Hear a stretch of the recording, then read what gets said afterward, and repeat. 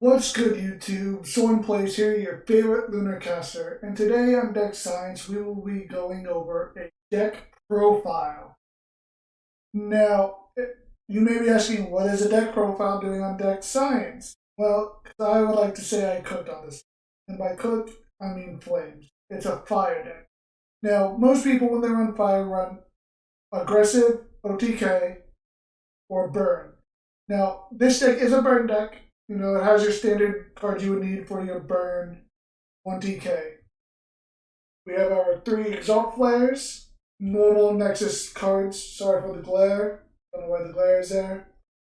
You can Nexus up to 2 fires. When you do, you can special send this Exaltflare to an Elestral with a champion cost 1 or 2 fire from my hand. You can stack in one turn and make this a really powerful combo, whatever you put on top of it. We'll get into who we're going to do for that. I think it's pretty obvious, but you never know. You have your standard 3 Necruffs, 2 Smoltugas, so search for your Necruffs, your Exaltflares, or the other cards that I'll get into the show. You have 2 Elechiks. I don't really necessarily think you need 2 Elechiks. You really only need 1, but you never know. I run 1 Astrabbit just in case I need a defensive Mon or Elestral. Sorry, I'm still in the Pokemon logic. Your Astrabbit to help search for your cards because you kind of need cards for this combo to pull off. Now, the main card you're trying to get out with Exaltflare is Waspyre, and I run 2 of them. For Waspyre, you can disenchant 1 fire from an Ignectar or a Waspyre to force an opponent to expend 2 spirits. This Waspyre's effect can activate any numbers of time on your turn. Now, when you see a lot of decks, you see 1 or 2 Waspyres like you do here, but you usually have it in combination with Eruptions, Blazerous, and Trifernal to help burn and get rid of spirits faster. But what I run differently into this deck is 3 Ignectars. Now, why I run Ignectars, right? So Ignectar has this effect. When you normal cast this Ignectar, you can special cast up to 2 Ignectars from your hand or deck in attack position with Fire Spirit. If you do, you must skip this turn's battle phase. I will say I used this deck in today's tournament, casual tournament, and it did really well. Never got any win out of it, but it was always down to they had the 1 card to stop my combo. So Ignectar, I pretty much played every single match. Ignectar first turn, and swarm the board with 3 Elestrals. Because Ignectar's effect about you must skip this turn's battle phase, right?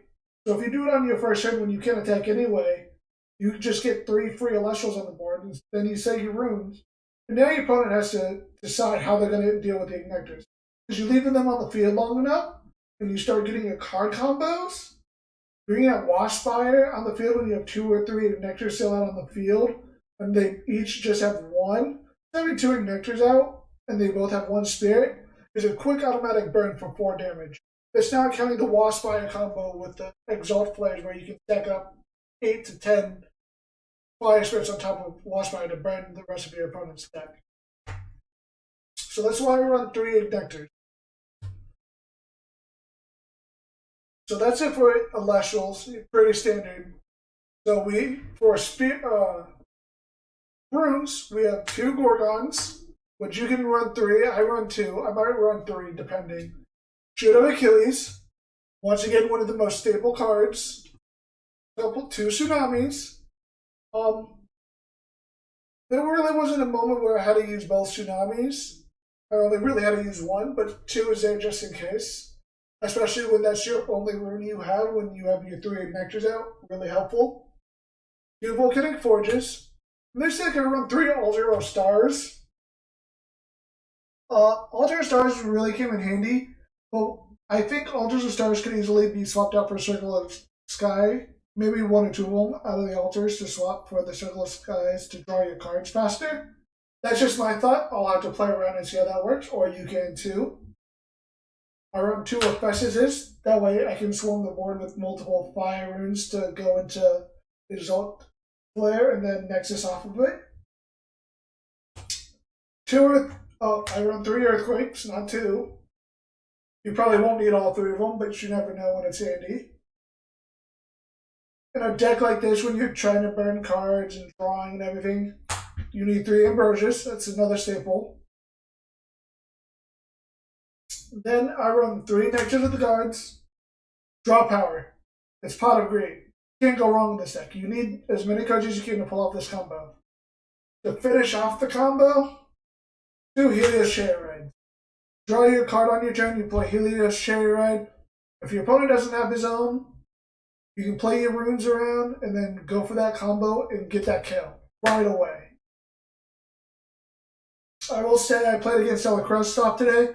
I didn't win, but he tried going for the combo with Helios Chariot, and I stopped his OTK with my own in response, so he couldn't play his runes to get that combo out. Saved me a turn. For rune count, I run 2 Zaptors, 2 Teratlases. Now you may be saying, why run 2 Teratlases when you have 3 Tsunamis? I mean, it's simple. You have your Ambrosia. You can get your Spirits back. You have your 4 Leviaphins for your Tsunamis and Smoltugas. The ratio is there. Then you have 1, 2, 3, 4, 5, 6, 7, 8, 10, 11, 12 Vipyros in this deck. You can probably mess around with the ratio and reduce 1 or 2 Leviaphins for Vipyros. But I really like this ratio. I never had an issue where I ran out of Fire Spirits for the combos. So that's my deck science for the day. It's the Fire Ignectar Burn deck. It's different, and I enjoy using it. I hope you guys do too. If you want to try out this deck, besides watching the video, in the description I will have the deck list for you available. Make sure you leave a like and subscribe. I'll catch you next time on Deck Science.